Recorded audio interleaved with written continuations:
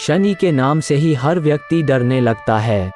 शनि की दशा एक बार शुरू हो जाए तो 7.5 साल बाद ही पीछा छोड़ती है। लेकिन हनुमान भक्तों को शनि से डरने की तनिक भी जरूरत नहीं। आइए जानते क्यों।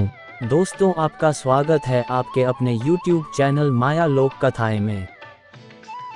एक बार संध्या समय हनुमान जी अपने आराध्य श्री राम का स्मरण कर रहे थे तो उसी समय ग्रहों में पाप ग्रह मंदगति सूर्यपुत्र शनि देव पधारे। वो अपना सिर प्रायः झुकाए रखते हैं। जिस पर अपनी दृष्टि डालते हैं वो अवश्य नष्ट हो जाता है। शनिदेव हनुमान के बाहुबल और पराक्रम को नहीं जानते थे, जबकि हनुमान जी ने उन्हें लंका में रावण के बंधन से मुक्त किया था। वो हनुमान जी से विनयपूर्वक किंतु कर्कश स्वर में बोले, हनुमान जी, मैं आपको सावधान करने आया हूँ। त्रेता की बात दूसरी थी, अब कलयुग प्रारंभ हो गया है। भगवान वासुदेव ने जिस क्षण अपनी अवतार लीला का समापन किया उसी क्षण से पृथ्वी पर कली का प्रभुत्व हो गया। ये कलयुग है। इस युग में आपका शरीर दुर्बल और मेरा बहुत बलिष्ठ हो गया है। अब आप पर मेरी 7.5 की दशा प्रभावी हो गई है। मैं आपके शरीर पर आ रहा हूँ। शनिदेव को इस बात का तनिक भी ज्ञान नहीं था कि रघुनाथ के चरण आश्रितों पर काल का प्रभाव नहीं होता।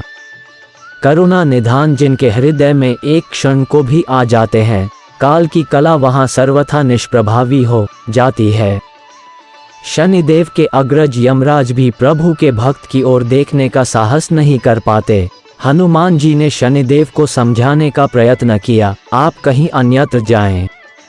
ग्रहों का प्रभाव पृथ्वी के मरणशील प्राणियों पर ही पड़ता है। मुझे अपने आराध्य का स्मरण करने दें। मेरे शरीर में श्री रघुनाथ जी के अतिरिक्त दूसरे किसी को स्थान नहीं मिल सकता। लेकिन शनिदेव को इससे संतोष नहीं मिला। वो बोले, मैं सृष्टिकर्ता के विधान से विवश हूँ। आप पृथ्वी पर रहते हैं, अतः आप मेरे प्रभुत्व क्षेत्र से बाहर नहीं हैं।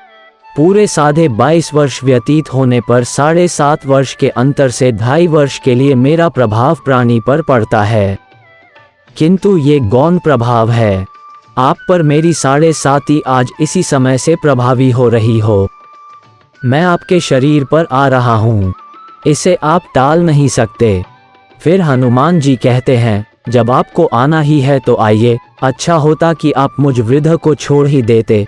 फिर शनिदेव कहते हैं, कलयुग में पृथ्वी पर देवता या उपदेवता किसी को नहीं रहना चाहिए।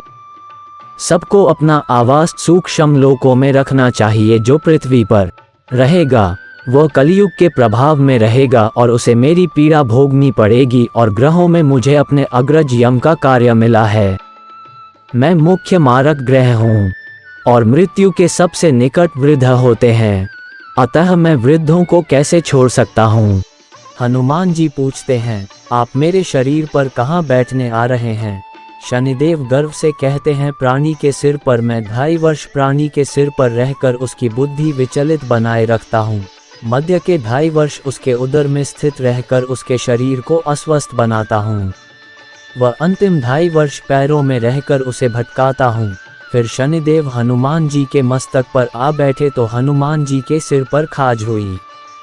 इसे मिटाने के लिए हनुमान जी ने बड़ा पर्वत उठाकर सिर पर रख लिया। शनिदेव चिल्लाते हैं, यह क्या कर रहे हैं आप।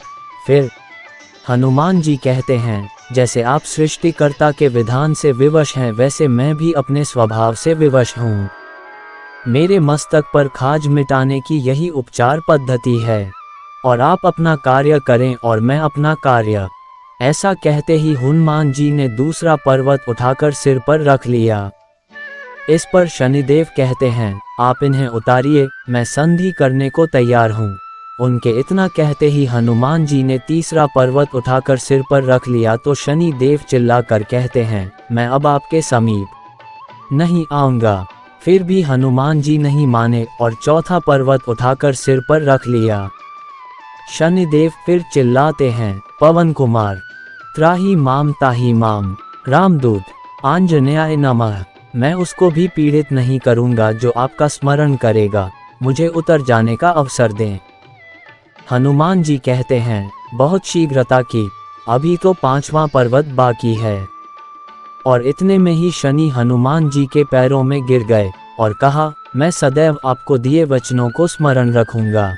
और फिर हनुमान जी श्री राम के ध्यान में मुग्ध हो गए। जय हनुमान जी।